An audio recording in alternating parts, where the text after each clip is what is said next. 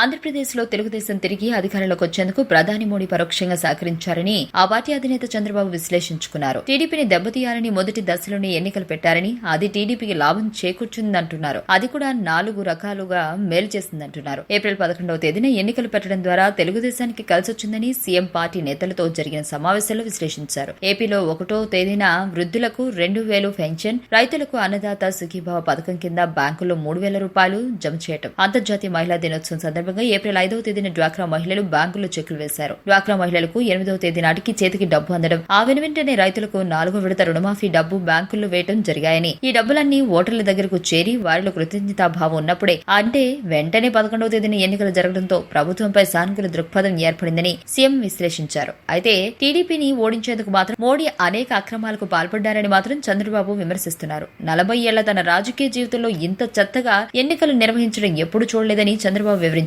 Telugu Desam party 100కు 1000% అధికారంలోకి రాబోతుందని హర్షధ్వానాల మధ్య చంద్రబాబు వ్యాఖ్యానించారు. అధికారంలోకి వచ్చిన వెంటనే స్థానిక సంస్థల ఎన్నికల నిర్వహణకు అందరూ సిద్ధం కావాలని సీఎం పిలుపునిచ్చారు. ఇంతటి దుర్మార్గమైన ఎన్నికలు తన జీవితంలో చూడలేదని, ఎన్నికల్లో అక్రమాల వల్ల ప్రజాస్వామ్యానికి ప్రమాదం ఏర్పడిందని, కేంద్రంలో ఈసారి బీజేపీకి 160 సీట్లు మించి వచ్చే పరిస్థితి లేదని సీఎం స్పష్టం చేశారు. పెరిగిన ఓటింగ్ శాతం నియోజకవర్గాల వారీగా ఎంత పెరిగిందనే అంశాలపై సీఎం అడిగి తెలుసుకున్నారు. 5 బూతుల్లో ర్యాండమ్ కౌంట్ చేయాలని, దీనిపై ఎవరూ కూడా వదిలిపెట్టొద్దని చంద్రబాబు ఎమ్మెల్యేలు, ఎంపీలకు హితబోధ చేశారు. స్థానిక సంస్థల ఎన్నికల నిర్వహణ కూడా అందరూ సిద్ధం కావాలని సీఎం సూచించారు. వార్తావాణి న్యూస్ ఛానల్ ఎప్పటికప్పుడు రాజకీయ, సినీ విశేషాలు, స్పోర్ట్స్ మరియు సాంకేతిక పరమైన మరెన్నో విషయాలను మన ముందుకు తెస్తుంది. మరింత సమాచారం కొరకు వార్తావాణి న్యూస్ ఛానల్ ని సబ్స్క్రైబ్ చేయండి.